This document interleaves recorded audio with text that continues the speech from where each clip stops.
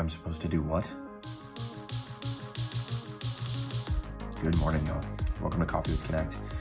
We get together on Tuesdays and Thursdays at 9:30, and we have our coffee together, and we get into God's Word together. And this is our last time together in 2022. So Happy New Year as it's coming up here in just a few days. My mug today is just a real simple mug. It says 12 tall. It's a 12-ounce mug that's ceramic. Yeah, it's from Starbucks, but it's just simple white mug. I wanted to just end the year here with you all simply, I guess. So as we continue 1 Peter chapter 4, we're going to be continuing to go through as we've got the rest of 4 and all of chapter 5 to go through too. And we'll be finishing chapter 5, obviously, next year. And so as we get into pray, read, think, write, do, I hope that you have prayed. And now we're going to look at 1 Peter 4, verses 12 through 13. Some challenging things here that Peter's saying for us to look at, but I also think appropriate as we're going into the end of the year and beginning a new one. So 1 Peter 4, 12 through 13, I'm in the NLT, says this: Dear friends, don't be surprised at the fiery trials that you're going through as if something strange were happening to you. Instead, be very glad, for these trials make you partners with Christ in his suffering, so that you will have the wonderful joy of seeing his glory when it's revealed to all the world.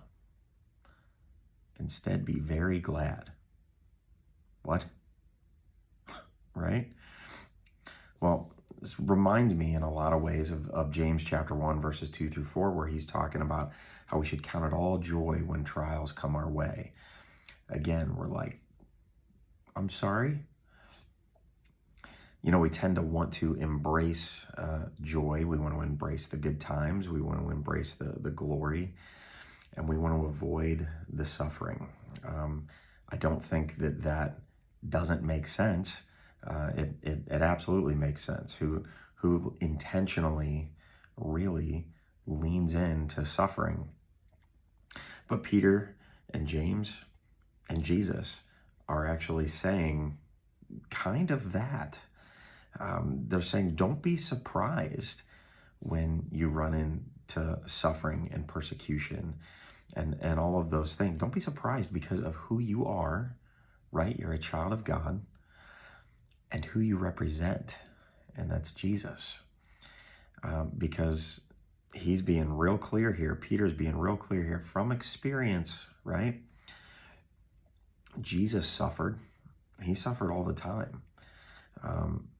But he also suffered so that our suffering would not be meaningless, so that your suffering would not be meaningless. It's good to share in anything with Jesus, right? It's good to share in anything with Jesus, even in suffering. Even in suffering.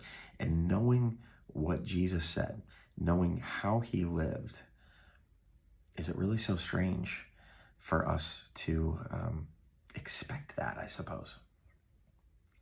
So what's God saying to you through this? As you read through these couple of verses, I would encourage you to read them again. And what stands out to you? What is standing out to you there that God's telling you that you could write down, that you could apply, even as you walk into this weekend and whatever situation that you're in right now, or whatever's going on, or even whatever may be coming, that you can, prepare yourself as a follower of Jesus, that it's not always going to be rainbows and sunshine, right? And then what do? As we've prayed, we read, we think, we write. What do we do? A lot of times we ask, why me? Why me? And maybe that's not the right question. Maybe the right question to ask is, why not? Why not? You're a follower of Jesus. So look at it this way. If suffering makes us aware of our sin, and suffering that we're going through, it lessens its grip on us. It lessens sin's grip on our life. if it causes us to see others differently because of how we are, leaning into our walk with Jesus, if it puts us around better people because of our love for Jesus, if it makes us focus on eternity more, and look and see maybe ministry opportunities more, why wouldn't we embrace it? Again, not easy, not something that we're going to naturally do. Like, wow, things are going awful. This is great. More of that, please. Like, nobody's really saying that. But at the same time, when we take a step back and think about some of the things that God does through those things, maybe we need to count it all joy a little bit more.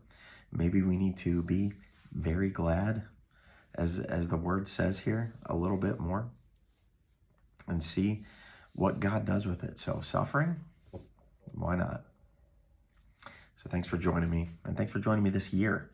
And I hope that you'll like the video and subscribe to the channel, share this with someone that needs it, and join me again here next year as we have our coffee and connect to Christ's community, purpose, and God's word together.